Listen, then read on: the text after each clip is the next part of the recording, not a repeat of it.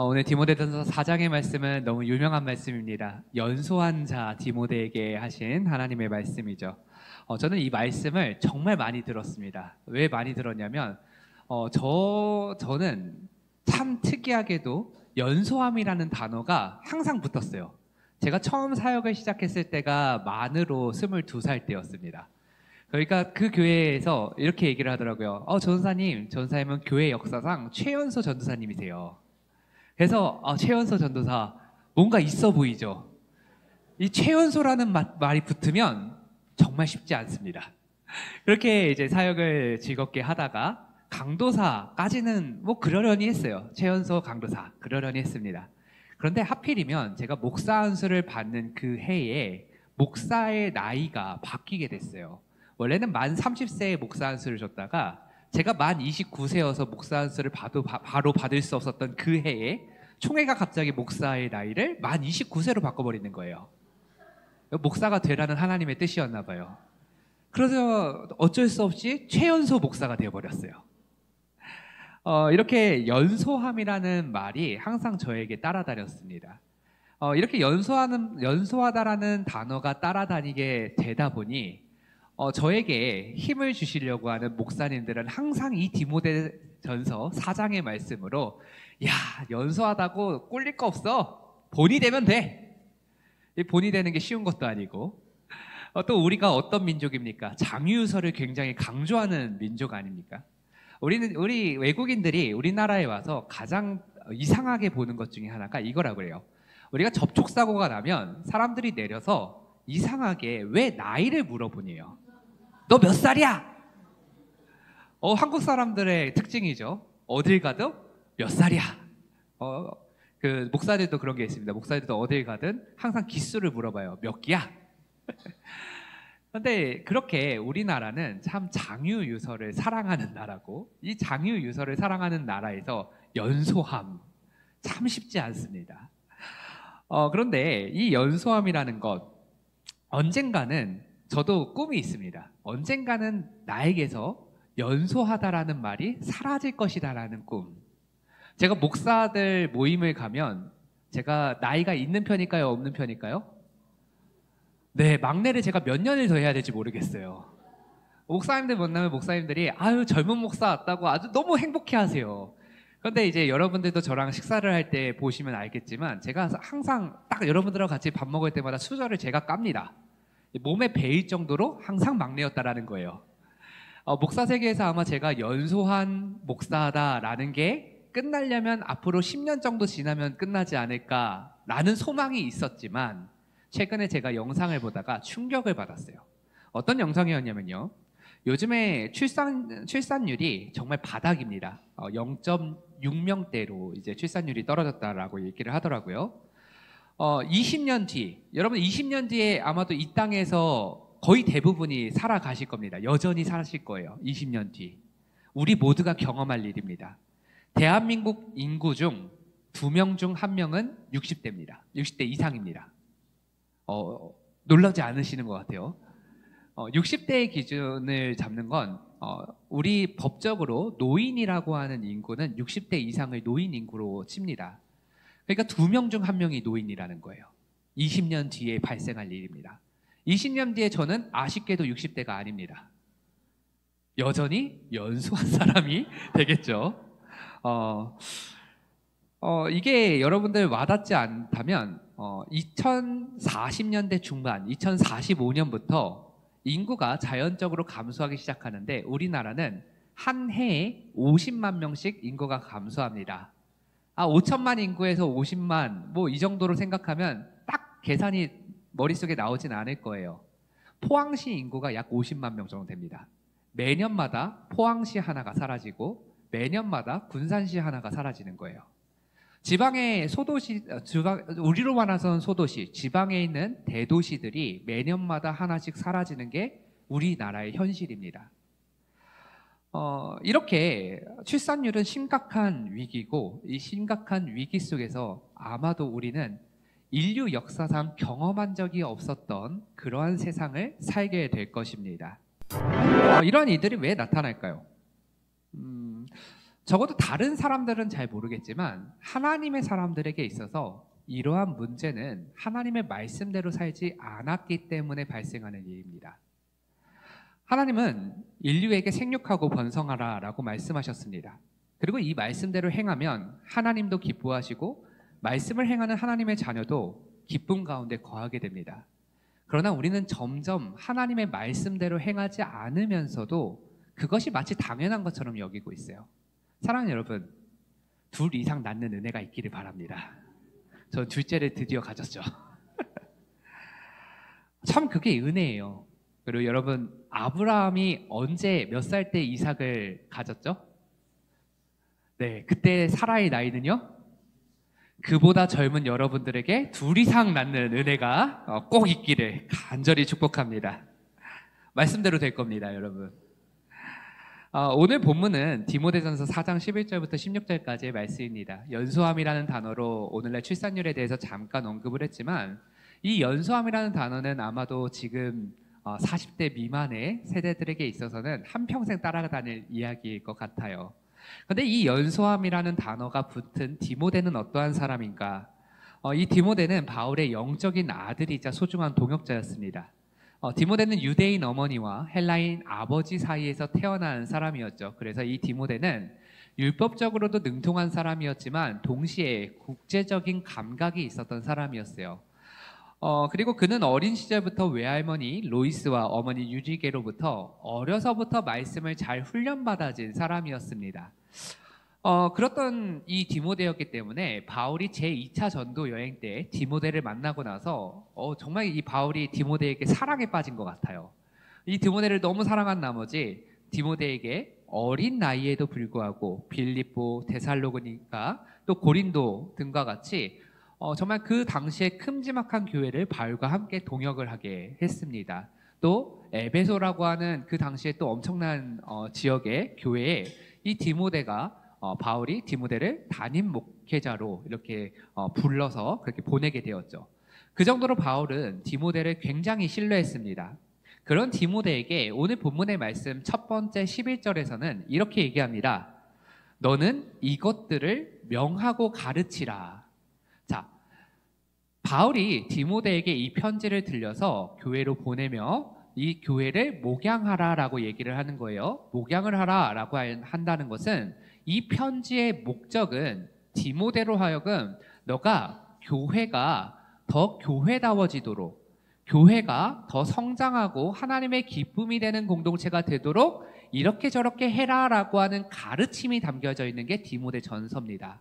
자, 그렇다면 바울이 디모데에게 교회를 어떻게 목양하라고 했느냐? 11절에 이것을 명하고 가르치라. 그럼 무엇을 명하고 가르치라는 말인가? 12절입니다. 12절에 보면 누구든지 너의 연소함을 업신여기지 못하게 하고 오직 말과 행실과 사랑과 믿음과 정절에 있어서 믿는 자에게 본이 되라 라고 얘기를 하고 있어요. 디모데는 젊은 나이에 이제 목회자가 되었기 때문에 당연히 연소함이라는 단어가 따라다닐 수밖에 없었죠. 근데 우리도 이제 장유유서의 국가고 또 어디 가서나 너 나이 몇 살이야? 이게 가장 이렇게 중요한 그런 나라지만 1세기 유대 사회와 헬라 로마 시대에는 그 일이 더 심했습니다.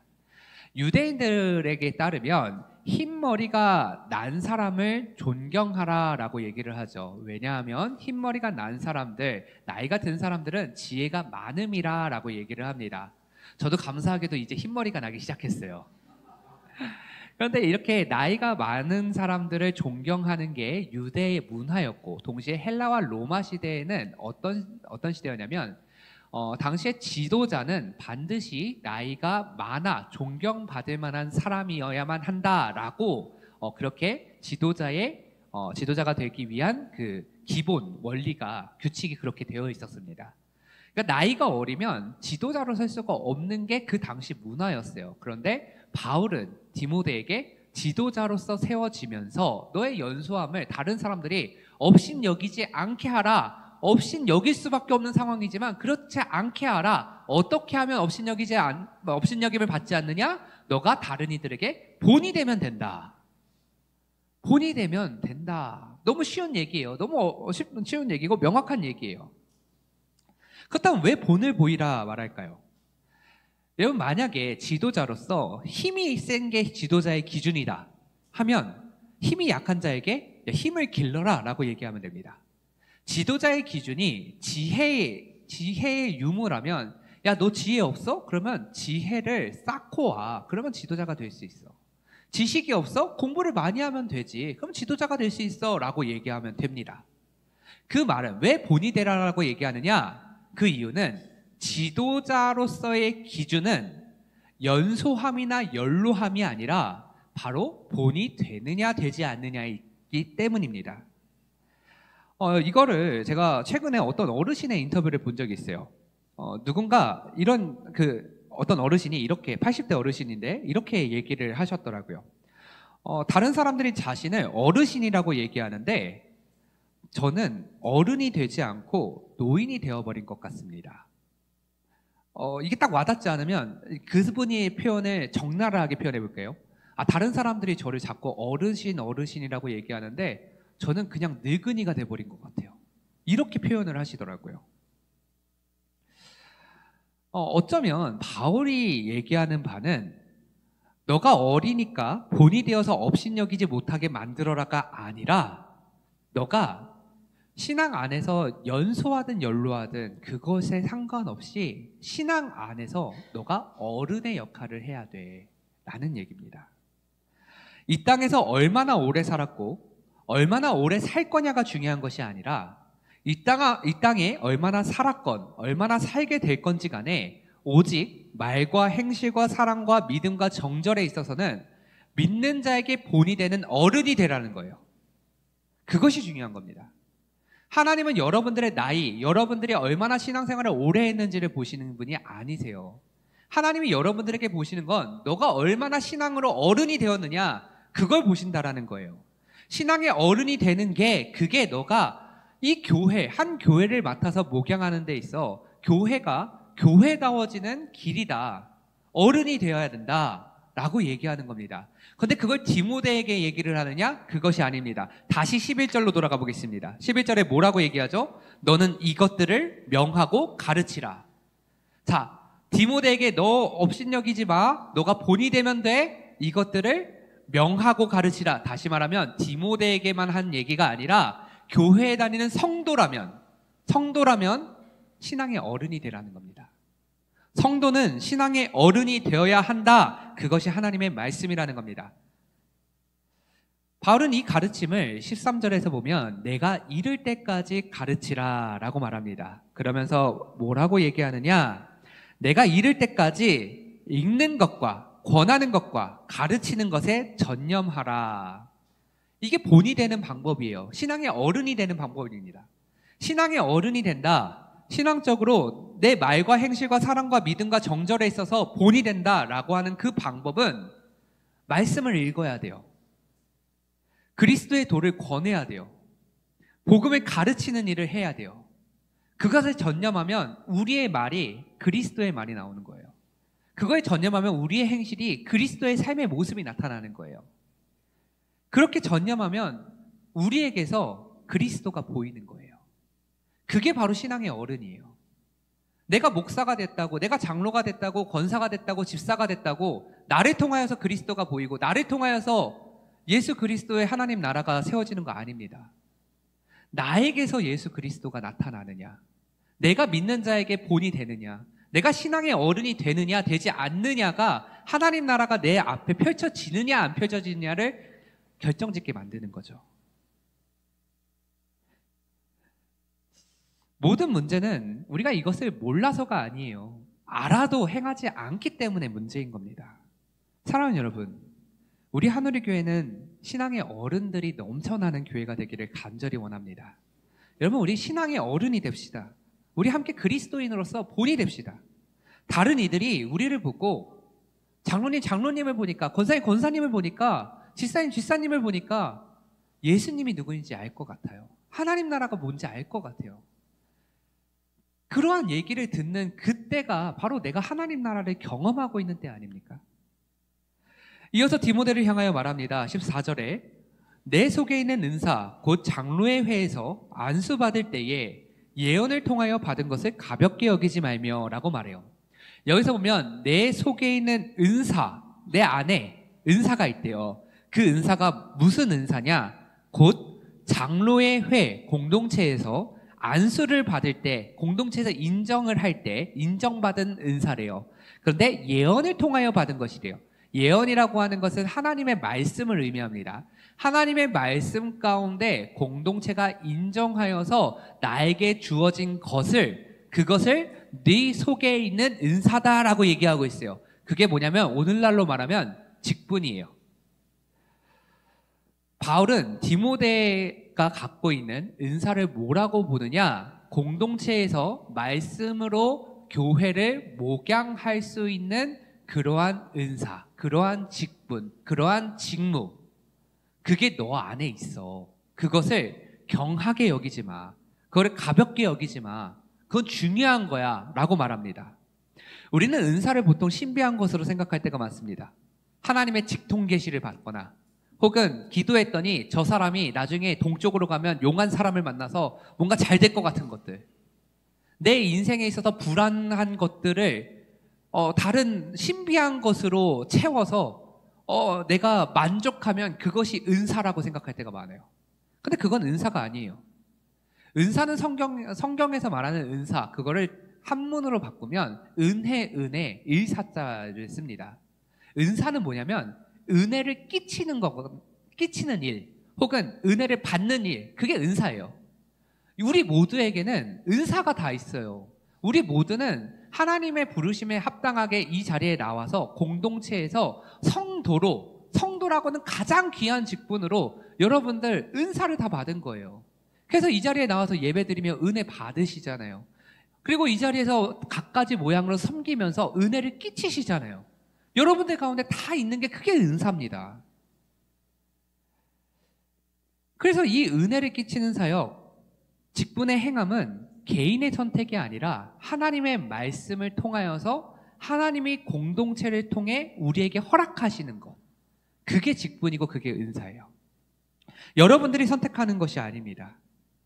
그래서 여러분들이 스스로 나는 장로가 될 자격이 없어, 나는 권사가 될 자격이 없어, 나는 집사가 될 자격이 없어, 나는 그거 직분 받기 합당하지 않아, 여러분들에게 그런 이야기를 할 자격 자체가 없어요.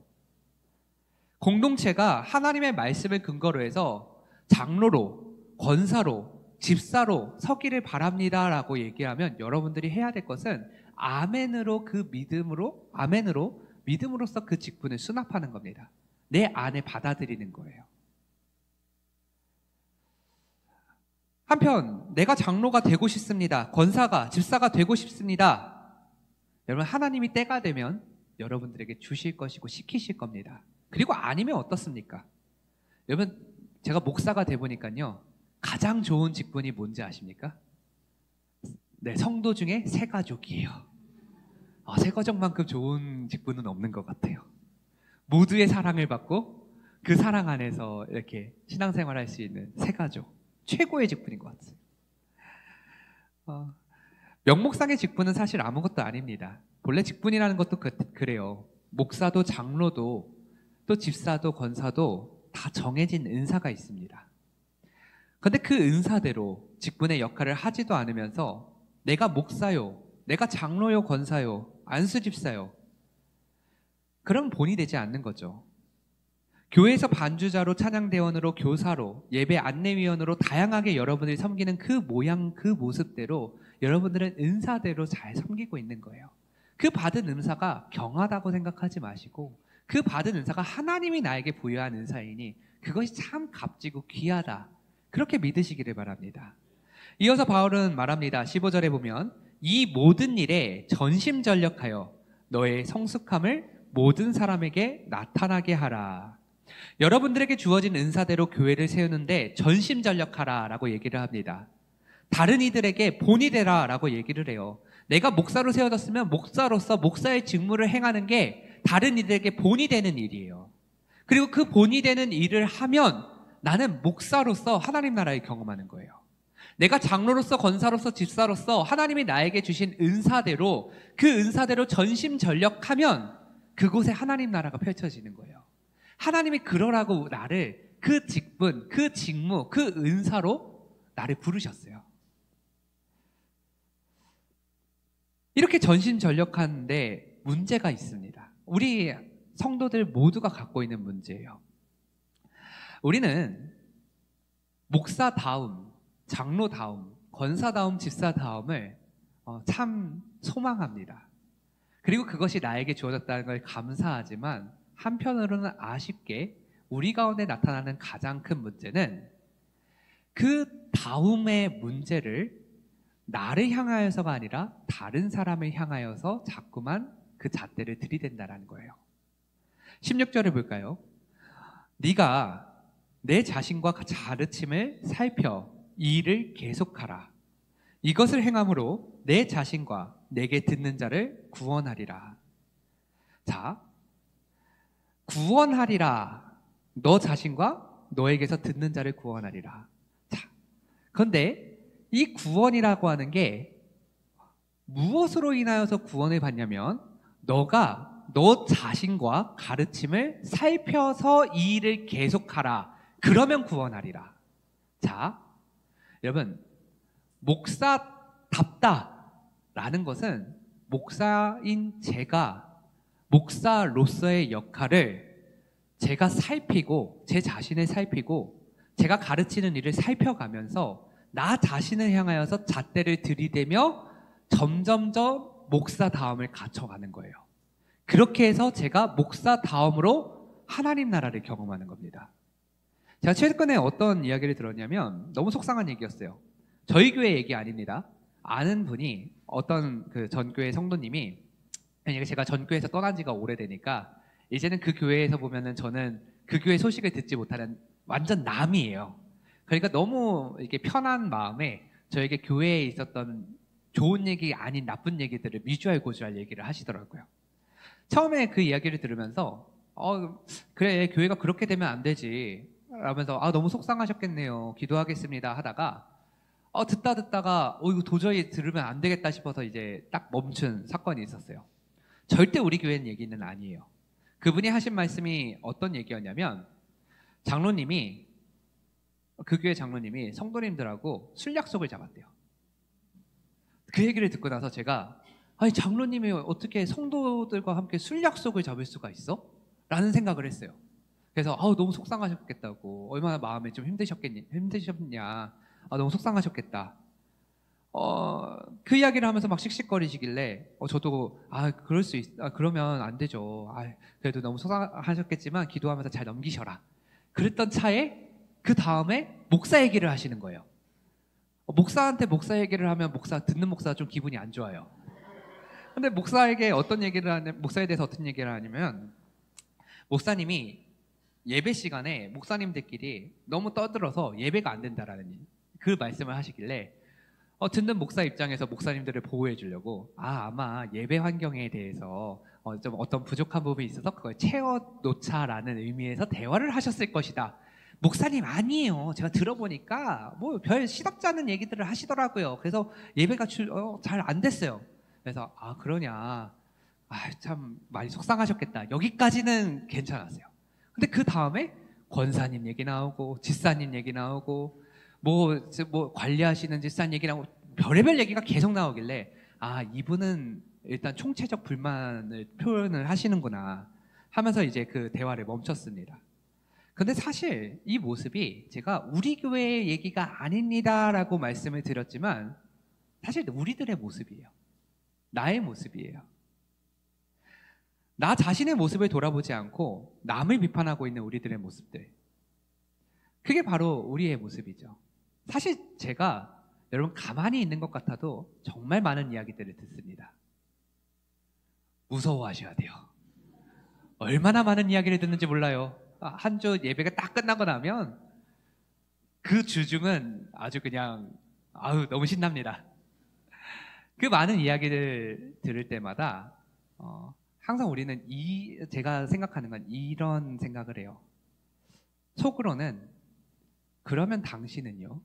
라는 질문을 항상 속으로 던집니다.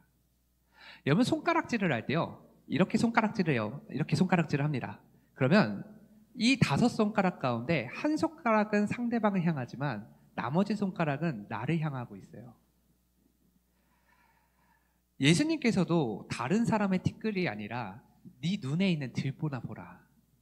여러분 내 눈에 있는 들보는 보지 못한 채 자꾸만 다른 사람들의 티끌만 보면서 저 사람은 목사의 자격이 없어, 저 사람은 장로의 자격이 없어, 저 사람은 권사의 자격이 없어, 집사의 자격이 없어.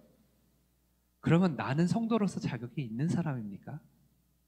우리는 자격도 없었던 내가 예수 그리스도의 온전한 은혜로 말미암아 성도가 된 자인데, 우리가 다른 사람을 비판하고 다른 사람을 향하여 비난의 손길을 내지를 그럴 자격이나 있을까요? 오늘 본문의 말씀 16절을 보세요. 16절은 명확하게 얘기합니다. 너 자신과 너가 하고 있는 그 가르침을 살펴보아라. 살펴보고 그 일을 계속해라. 살펴보면 맞지 않은 것들이 보여요. 고치게 되고 회개하게 돼요. 맞는 일들이, 말씀에 비추어서 맞는 일들이 계속되면 그게 곧 하나님 나라예요. 근데 여기에 어디 다른 사람들을 향하여서 다른 사람들 매의 눈으로 보면서 그 사람이 잘못했는지 잘못하지 않았는지 그걸 판단해 보라고 어디 말씀에 그렇게 써져 있습니까? 우리가 받은 대로, 우리가 받은 직분대로, 우리가 받은 은사대로, 우리가 받은 사명대로 행한다면 교회는 건강해집니다. 여러분들 교회에 나오셨을 때 아마 여러분들 꿈들이 있으셨을 거예요. 월화수목 금토일 중에 정말 교회에 오지 않은 그 나머지 시간 속에서 힘들고 어려웠고 또 정말 지쳤던 그 육신들을 주일 교회 이 예배의 자리로 나왔을 때 위로받고 싶고 또 소망을 갖고 싶고 하나님 나라를 누리시고 싶으셨던 그 마음들, 정말 교회는 작은 하나님 나라의 모습을 경험하는 일종의 체험판이 되어야 되는데, 우리가 교회 안에서 다른 사람들을 보면 자꾸만 하나님 나라가 보이는 것이 아니라 인간의 병약한 모습들만 보이게 되죠. 근데 나 자신을 돌이켜보고 말씀으로 나 자신을 돌아보고 하나님이 주신 그 은사대로 직분대로 그 역할들을 수행하면 다른 이들이 아니라 내 눈앞에 펼쳐진 하나님 나라를 경험하게 되는 거예요. 그게 교회입니다.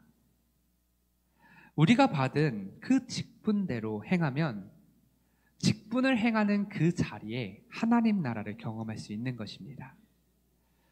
여러분, 그렇다면 여기서 우리 직분의 목적, 직분의 이유를 한번 볼게요.